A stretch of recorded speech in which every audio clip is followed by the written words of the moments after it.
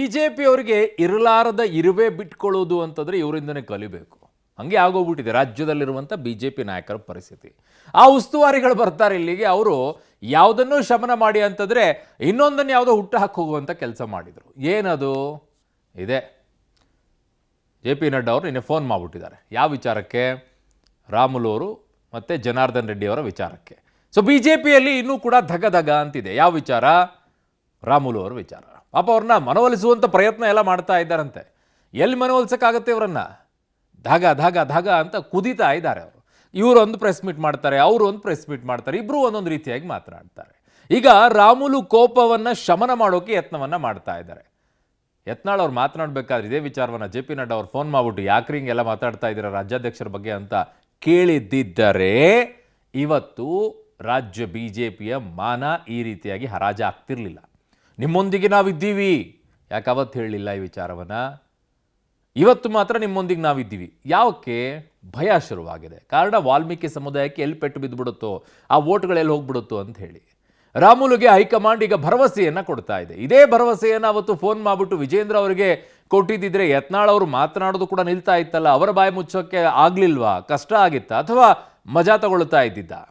ದೆಹಲಿಗೆ ಬರೋಕ್ಕೆ ಆಹ್ವಾನವನ್ನು ಕೊಟ್ಟಿದ್ದಾರಂತೆ, ದೆಹಲಿಗೂ ಕೂಡ ಹೋಗ್ತಾರಂತೆ ಈಗ ರಾಮುಲು ಅವರು ನಿನ್ನೆ ಫೋನಲ್ಲಿ ಮಾತನಾಡಿದಾಗ.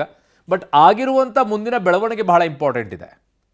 ಏನಾಗಿದೆ ಈಗ? ದೆಹಲಿಗೆ ಹೋಗಿ ಏನು ಮಾಡಿಬಿಡ್ತಾರೆ? ರಾಮುಲು ಅವರ ಈ ಬೇಸರ ಹೇಗೆ ತಣ್ಣಗಾಗತ್ತೆ? ಸದ್ಯಕ್ಕೆ ಹೋಗ್ತಾರೆ, ಮಾತುಕತೆಯನ್ನು ಮಾಡ್ತಾರೆ, ಏನಾಗಿದೆ ಎಲ್ಲವನ್ನು ಕೂಡ ವಿವರಿಸ್ತಾರೆ. ಈಗ ವಿಜೇಂದ್ರ ಅವರು ಕೂಡ ಹೊರಟು ನಿಂತಿದ್ದಾರೆ ಹೈಕಮಾಂಡ್ ಕಡೆಗೆ.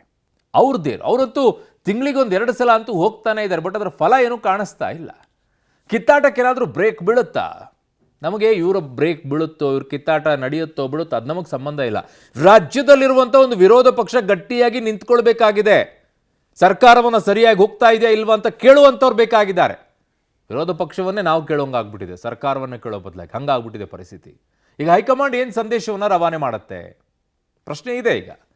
ಸೊ ಹೈಕಮಾಂಡ್ ಸಂದೇಶದತ್ತ ಈಗ ಬಿ ಜೆ ಪಿ ನಾಯಕರ ಚಿತ್ತ ಇದೆ. ನಮಗೆ ಬೇಕಾಗಿರೋದು ಗಟ್ಟಿಯಾದಂಥ ವಿರೋಧ ಪಕ್ಷ ನಿಲ್ಲಿ ಅಂತ ಹೇಳಿ ಅಷ್ಟೇ. ಈ ಬಗ್ಗೆ ಸಂಪೂರ್ಣ ಒಂದು ವರದಿ ಇದೆ, ನೋಡ್ಕೊಂಡು ಬನ್ನಿ. ರಾಜ್ಯ ಬಿಜೆಪಿ ಮನೆಯಲ್ಲಿ ಬಳ್ಳಾರಿ ಬೆಂಕಿ. ರೆಡ್ಡಿ ವರ್ಸಸ್ ರಾಮುಲು ಫೈಟ್ಗೆ ಹೈ ಎಂಟ್ರಿ. ಬಹಿರಂಗ ಹೇಳಿಕೆ ನೀಡದಂತೆ ಇಬ್ಬರಿಗೂ ತಾಕೀತು. ರಾಜ್ಯ ಬಿಜೆಪಿಯಲ್ಲಿ ಈಗ ಬಳ್ಳಾರಿ ರಾಜಕೀಯ ಬೆಂಕಿ ಧಗಿಸುತ್ತಿದೆ. ಜನಾರ್ದನ್ ರೆಡ್ಡಿ ವರ್ಸಸ್ ಶ್ರೀರಾಮುಲು ನಡುವೆ ಫೈಟ್ ಜೋರಾಗಿದ್ದು ಹೈಕಮಾಂಡ್ ಎಂಟ್ರಿ ಕೊಟ್ಟಿದ್ದು ಬಳ್ಳಾರಿಯ ಬಿಜೆಪಿ ಬಣ ಬಡಿದಾಟಕ್ಕೆ ಮುಲಾಮು ಹಚ್ಚಲು ಮುಂದಾಗಿದೆ. ಇಬ್ಬರಿಗೂ ಬಹಿರಂಗ ಹೇಳಿಕೆ ಕೊಡದಂತೆ ವಾರ್ನಿಂಗ್ ಕೊಟ್ಟಿದ್ದಾರೆ. ಏನೇ ಇದ್ರೂ ಪಕ್ಷದ ಚೌಕಟ್ಟಿನಲ್ಲಿ ಬಗೆಹರಿಸಿಕೊಳ್ಳುವಂತೆ ಸಂದೇಶ ರವಾನಿಸಿದೆ. ಈ ಬೆನ್ನಲ್ಲೇ ರಾಜ್ಯಾಧ್ಯಕ್ಷ ವಿಜೇಂದ್ರ ಕೂಡ ದೆಹಲಿಗೆ ತೆರಳಿದ್ದು ತೀವ್ರ ಕುತೂಹಲ ಮೂಡಿಸಿದೆ. ರಾಜ್ಯ ಬಿಜೆಪಿಯಲ್ಲಿ ಬಳ್ಳಾರಿ ರಾಜಕಾರಣದ ಬೆಂಕಿ ಧಗಿಸುತ್ತಿದೆ. ಮಾಜಿ ಸಚಿವರಾದಂಥ ಜನಾರ್ದನ್ ರೆಡ್ಡಿ ಮತ್ತು ಶ್ರೀರಾಮುಲು ಬಹಿರಂಗವಾಗಿ ಕದನಕ್ಕಿಳಿದಿದ್ದಾರೆ.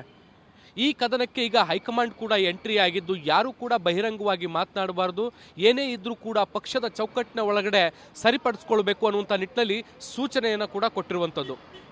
ಈ ಎಲ್ಲ ಬೆಳವಣಿಗೆಗಳ ನಡುವೆ ಬಿಜೆಪಿಯ ರಾಜ್ಯಾಧ್ಯಕ್ಷ BY ವಿಜೇಂದ್ರ ದೆಹಲಿಗೆ ಆಗಮಿಸಿದ್ದು ಇಲ್ಲಿ ವರಿಷ್ಠರನ್ನು ಕೂಡ ಭೇಟಿಯಾಗುವಂಥ ಸಾಧ್ಯತೆಗಳಿದ್ದಾವೆ.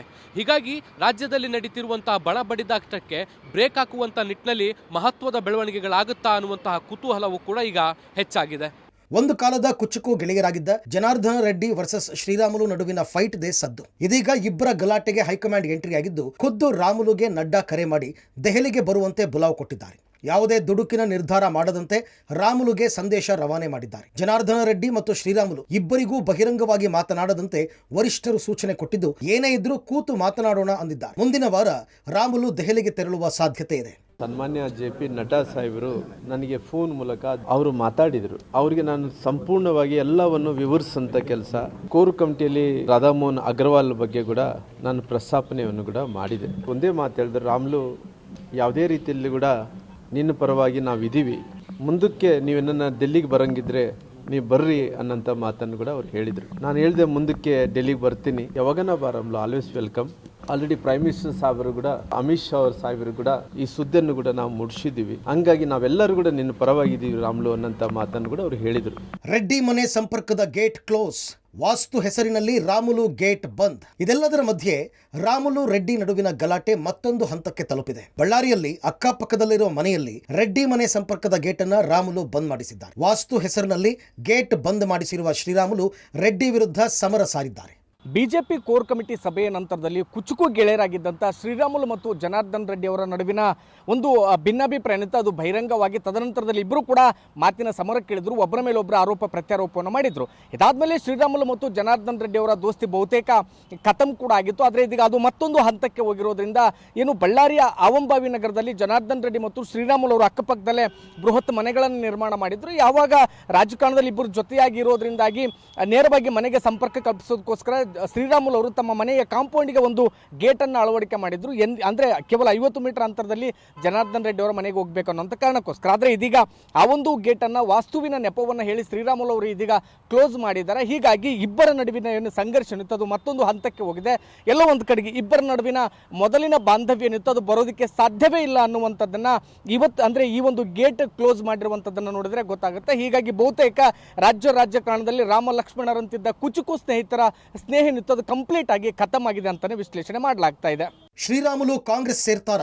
ಆ ಬಗ್ಗೆ ಚರ್ಚೆಗೆ ಆಗಿಲ್ಲ ಅಂದ್ರು ಡಿಕೆಶಿ. ಚರ್ಚೆಯಲ್ಲಿದೆ ಎಂದ ಸತೀಶ್ ಜಾರಕಿಹೊಳಿ. ತಮಗಾದ ಅವಮಾನದಿಂದ ಬಿಜೆಪಿ ನಾಯಕರ ವಿರುದ್ಧ ಮುನಿಸಿಕೊಂಡಿರುವ ಶ್ರೀರಾಮುಲು ಕಾಂಗ್ರೆಸ್ ಸೇರ್ತಾರ ಎನ್ನೋ ಬಾಂಬನ್ನ ನಿನ್ನೆ ಜನಾರ್ದನ ರೆಡ್ಡಿ ಸಿಡಿಸಿದ್ರು. ಸತೀಶ್ ಜಾರಕಿಹೊಳಿಯನ್ನ ಮಣಿಸಲು ಡಿಕೆಶಿ ರಾಮುಲು ಆಪರೇಷನ್ ದಾಳ ಉರುಳಿಸ್ತಾ ಇದ್ದಾರೆ ಎನ್ನುವ ಆರೋಪವನ್ನ ಮಾಡಿದ್ರು. ಅದೆಲ್ಲ ಸುಳ್ಳು, ಆ ರೀತಿಯ ಯಾವುದೇ ಚರ್ಚೆ ನಡೆದಿಲ್ಲ ಅಂತ ಡಿಕೆಶಿ ಸ್ಪಷ್ಟಪಡಿಸಿದ್ರು. ಆದರೆ ರಾಮುಲು ಕಾಂಗ್ರೆಸ್ ಸೇರ್ಪಡೆ ಚರ್ಚೆ ಹಂತದಲ್ಲಿದೆ ಅನ್ನೋ ಮೂಲಕ ಇದಕ್ಕೆ ಸಚಿವ ಸತೀಶ್ ಜಾರಕಿಹೊಳಿ ಪುಷ್ಟಿ ಕೊಟ್ಟಿದ್ದಾರೆ. ಯಾರು ಭೇಟಿ ಮಾಡಿಲ್ಲ, ಸುಳ್ಳು.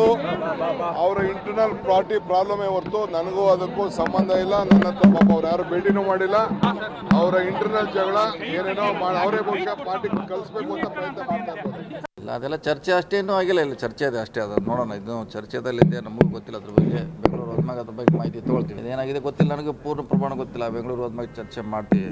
ರಾಜಕಾರಣದಲ್ಲಿ ಯಾವಾಗಲೂ ಫೀಲ್ಡನ್ನು ಓಪನ್ ಬಿಟ್ಕೊಂಡಷ್ಟು, ಜೊತೆಗೆ ಆಪ್ಷನ್ಗಳನ್ನು ಜಾಸ್ತಿ ಮಾಡಿಕೊಂಡಷ್ಟು ಲಾಭ. ಆ ಕಾರಣಕ್ಕೋಸ್ಕರವಾಗಿಯೇ ಸತೀಶ್ ಜಾರಕಿಹೊಳಿ ಅವರು ಶ್ರೀರಾಮುಲು ವಿಚಾರವಾಗಿ ಎಲ್ಲೂ ಕೂಡ ಪೂರ್ಣ ವಿರಾಮವನ್ನು ಇಡೋದಕ್ಕೆ ಹೋಗ್ತಾ ಇಲ್ಲ. ಚರ್ಚಾ ಹಂತದಲ್ಲಿದೆ ಅಂತೇಳಿ ಶ್ರೀರಾಮುಲು ಕಾಂಗ್ರೆಸ್ ಸೇರ್ಪಡೆ ವಿಚಾರವನ್ನು ಇನ್ನಷ್ಟು ಜೀವಂತವಾಗಿ ಇಟ್ಟಿದ್ದಾರೆ. ಪ್ರಮುಖವಾಗಿ ನಿನ್ನೆ ಜನಾರ್ದನ್ ರೆಡ್ಡಿ ಅವರು ಕೊಟ್ಟಂಥ ಹೇಳಿಕೆ ಏನಿತ್ತು, ಸತೀಶ್ ಜಾರಕಿಹೊಳಿ ಅವರನ್ನ ಎಲ್ಲೋ ಒಂದು ಕಡೆ ತಡೆ ಮಾಡೋದಕ್ಕೆ, ಅವರಿಗೆ ಬ್ರೇಕ್ ಹಾಕೋದಕ್ಕೆ ರಾಮುಲು ಅವರನ್ನ ಕಾಂಗ್ರೆಸ್ಗೆ ಕರ್ಕೊ ಬರ್ತಾ ಇದ್ದಾರೆ ಡಿ.ಕೆ. ಶಿವಕುಮಾರ್ ಅವರು, ಈ ರೀತಿ ಮಾತಿದೆ ಅನ್ನೋ ಮಾತುಗಳನ್ನು ಹೇಳಿದ್ರು. ಆದರೆ ಡಿ.ಕೆ.ಶಿ ಅವರು ಒಂದೇ ಮಾತಿಗೆ ಅದೆಲ್ಲ ಸುಳ್ಳು, ಯಾವುದೇ ರೀತಿಯ ಸಂಪರ್ಕ ಮಾಡಿಲ್ಲ ಅಂತ ಹೇಳಿದ್ರು. ಆದರೆ ಸತೀಶ್ ಜಾರಕಿಹೊಳಿ ಅವರು ಇಲ್ಲ, ಚರ್ಚಾ ಹಂತದಲ್ಲಿದೆ, ಬೆಂಗಳೂರಿಗೆ ಹೋದ್ಮೇಲೆ ಪೂರ್ಣ ಮಾಹಿತಿ ಸಿಗುತ್ತೆ ಅನ್ನೋ ಮಾತುಗಳನ್ನು ಹೇಳಿದ್ದಾರೆ. ಇದು ಎಲ್ಲೋ ಒಂದು ಕಡೆ ಜಾಣ ನಡೆ. ಜೊತೆಗೆ ಆಪ್ಷನ್ ಅನ್ನ ಮತ್ತೆ ಫೀಲ್ಡ್ ಅನ್ನ ಓಪನ್ ಬಿಟ್ಟಂತಹ ಸಂದರ್ಭದಲ್ಲಿ ಬೇರೆ ಬೇರೆ ರೀತಿಯ ಟರ್ನ್ ಪಡೆದುಕೊಳ್ಬಹುದು ಅನ್ನೋ ಅರಿವಿನಿಂದಲೇ ಸತೀಶ್ ಜಾರಕಿಹೊಳಿ ಅವರು ಈ ರೀತಿ ಮಾತನಾಡ್ತಾರೆ ಅನ್ನೋದ್ರ ಬಗ್ಗೆ ಕೂಡ ಸಾಕಷ್ಟು ಚರ್ಚೆ ಆಗ್ತಾ ಇದೆ. ಹಾಗಾಗಿ ಕಾಂಗ್ರೆಸ್ನಲ್ಲಿ ಈಗ ಅವಲಕ್ಕಿ ಪವಲಕ್ಕಿ ರಾಜಕಾರಣ ಜೋರಾಗ್ತಾ ಇದೆ. ಇದರಿಂದ ಯಾರಿಗೆ ಲಾಭ ಯಾರಿಗೆ ನಷ್ಟ ಕಾದ್ ನೋಡಬೇಕಾಗಿದೆ. ಇನ್ನು ಜನಾರ್ದನ ರೆಡ್ಡಿ ಅವರದ್ದು ರಾಜಕೀಯ ಸ್ಟೇಟ್ಮೆಂಟ್ ಅಷ್ಟೇ ಅಂತ ಸಚಿವ ಎಂ.ಬಿ. ಪಾಟೀಲ್ ಹೇಳಿದ್ದಾರೆ. ಸತೀಶ್ ಜಾರಕಿಹೊಳಿ ಮಣಿಸಲು ಸಾಧ್ಯವಿಲ್ಲ ಅಂತ ರೆಡ್ಡಿಗೆ ಟಾಂಗ್ ಕೊಟ್ಟಿದ್ದಾರೆ. ಶ್ರೀರಾಮುಲು ಕಾಂಗ್ರೆಸ್ಗೆ ಬಂದರೆ ಅಭ್ಯಂತರವಿಲ್ಲ, ಬರಲೇಬೇಕೆಂದು ಎಳ್ಕೊಂಡು ಬರೋ ಪರಿಸ್ಥಿತಿ ನಮಗಿಲ್ಲ ಅಂತ ಸಚಿವ ಚಲುವರಾಯಸ್ವಾಮಿ ಸ್ಟೇಟ್ಮೆಂಟ್ ಕೊಟ್ಟಿದ್ದಾರೆ. ಬಗ್ಗೆ ನನಗೇನಷ್ಟು ಮಾಹಿತಿ ಇಲ್ಲ. ಅವರ ಪಕ್ಷದಲ್ಲಿ ಅದೆಲ್ಲ ಗಲಾಟೆಗಳಾಗ್ತಾ ಇದ್ದಾವೆ. ಆದರೆ ನಮ್ಮಲ್ಲಿ ಇದರ ಬಗ್ಗೆ ಯಾವುದು ಕೂಡ ಚರ್ಚೆಗಳಾಗಿ ಆ ವಿಷಯ ಪ್ರಸ್ತಾಪ ಕೂಡ ನಮ್ಮಲ್ಲೇನೂ ಆಗಲಿಲ್ಲ.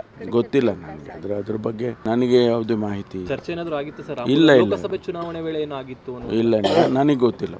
ನೋಡಿ, ಸತೀಶ್ ಜಾರಕಿಹೊಳಿ ಮನಸ್ಲಿಕ್ಕೆ ಯಾರ ಕಡೆಗೂ ಸಾಧ್ಯ ಆಗೋದಿಲ್ಲ. ಆ ರೀತಿ ಅಂತ ಉದ್ದೇಶನೂ ಯಾರಿಗೂ ಇರೋದಿಲ್ಲ. ಈ ಶ್ರೀರಾಮುಲು ಬರ್ತಿದ್ರೆ ಅದು ಪಕ್ಷ ನಿರ್ಧಾರ ಮಾಡಬೇಕಾಗ್ತದೆ, ನಾನು ನಿರ್ಧಾರ ಮಾಡಲ್ಲ. ಮತ್ತು ಇದು ಸತೀಶ್ ಜಾರಕಿಹೊಳಿ ವಿರೋಧ ಅದ್ಯಾವುದು ಪ್ರಶ್ನೆ. ಸತೀಶ್ ಜಾರಕಿಹೊಳಿ ನಮ್ಮೊಬ್ಬ ಯುವ ಮುಖಂಡರು, ಅವರು ಒಬ್ಬ ಕಾಂಗ್ರೆಸ್ ಪಕ್ಷ ಮುಂಚೂಣಿ ನಾಯಕರು. ಅವ್ರನ್ನ ಮಣಿಸುವಂಥದ್ದು ಗಿಣಿಸುವಂಥದ್ದು ಅದು ಆಗೋದಿಲ್ಲ ಅಂತ ಉದ್ದೇಶನೂ ಕೂಡ ಯಾರಿಗೂ ಇಲ್ಲ. ಅವ್ರು ಮಣಿಸ್ಬೇಕು ಅಂತ ಉದ್ದೇಶನೂ ಯಾರಿಗೂ ಇಲ್ಲ. ಪಾರ್ಲಿಮೆಂಟಲ್ಲಿ ಚರ್ಚೆ ಆಯಿತು, ಅವ್ರು ನಿಂತ್ಕೋದ್ರು. ಈಗಲೂ ಬಂದರೋ ಹೋದ್ರೋ ಗೊತ್ತಿಲ್ಲ. ಬಂದರೆ ಸ್ವಾಗತ. ನಾವು ಕಾಂಗ್ರೆಸ್ಗೆ ಶಾಸಕರಾಗಲಿ ಲೀಡ್ರ್ಗಳಾಗಲಿ ನಮ್ಮ ಸಿದ್ಧಾಂತವನ್ನು, ಕಾಂಗ್ರೆಸ್ ಸಿದ್ಧಾಂತವನ್ನು ಒಪ್ಪಿ ಯಾರು ಬಂದರೂ ಸಂತೋಷ. ಅದು ಜನಾರ್ದನ್ ರೆಡ್ಡಿ ರಾಮುಲು ವೈಯಕ್ತಿಕವಾದಂಥ ವಿಚಾರ, ಅದು ಅವರೇನೇ ಹೇಳ್ತಾ ಇದ್ದಾರೆ. ಬಂದರೆ ನಮ್ದೇನು ಬೇಜಾರಿಲ್ಲ, ಬರಲೇಬೇಕು ಅಂತ ಎಳ್ಕೊಂಬರೋ ಪರಿಸ್ಥಿತಿ ಏನಿಲ್ಲ. ಇನ್ನು ಕಾಂಗ್ರೆಸ್ ನಾಯಕರ ಹೇಳಿಕೆಗೆ ಪ್ರತಿಕ್ರಿಯಿಸಿದ ಶ್ರೀರಾಮುಲು, ಒಳ್ಳೆಯವರಿದ್ರೇನೆ ಕರೆಯೋದು, ನನ್ನ ಮೇಲೆ ಗೌರವ ಇಟ್ಟಿದ್ದಾರೆ, ಹೀಗಾಗಿ ಪಕ್ಷಕ್ಕೆ ಕರೆಯುತ್ತಿದ್ದಾರೆ. ಕಾಂಗ್ರೆಸ್ನಿಂದ ಆಫರ್ ಬಂದಿರಲಿ ಬರದೇ ಇರಲಿ, ಬಿಜೆಪಿ ನನ್ನ ತಾಯಿ, ಬಿಜೆಪಿಯಲ್ಲೇ ಇರ್ತೇನೆ ಅಂತ ರಾಮುಲು ಸ್ಪಷ್ಟನೆ ಕೊಟ್ಟಿದ್ದಾರೆ. ಶ್ರೀರಾಮುಲು ಬಿಜೆಪಿ ಬಿಟ್ಟು ಕಾಂಗ್ರೆಸ್ಗೆ ಹೋಗೋದಿಲ್ಲ ಅಂತ ಕೇಂದ್ರ ಸಚಿವ ಎಚ್.ಡಿ. ಕುಮಾರಸ್ವಾಮಿ ಹೇಳಿದ್ದಾರೆ. ಏನೇ ಸಮಸ್ಯೆ ಇದ್ರೂ ಕುಳಿತು ಮಾತನಾಡಿ ಬಗೆಹರಿಸಿಕೊಳ್ಬೇಕು ಅಂತ ಸಲಹೆ ಕೊಟ್ಟಿದ್ದಾರೆ. ಅಲ್ಲ, ಯಾವತ್ತೂ ಕೂಡ ಯಾರನ್ನು ಕರೀತಾರೆ ಸರ್? ಒಳ್ಳೆಯವರಿದ್ದರೇನೆ ಕರೆಯೋದು. ನನ್ನ ನಿರ್ಧಾರ ಏನಿದೆ, ಪಾರ್ಟಿ ಬಿಜೆಪಿ ನನ್ನ ಪಾರ್ಟಿ, ತಾಯಿ ಇದ್ದಂತೆ. ಆ ಪಾರ್ಟಿ ಯಾವತ್ತಿದ್ರೂ ಕೂಡ ಸೇವಕನಾಗಿ ಕೆಲಸ ಮಾಡಬೇಕನ್ನೋದು ಅಲ್ರಿ ಸರ್.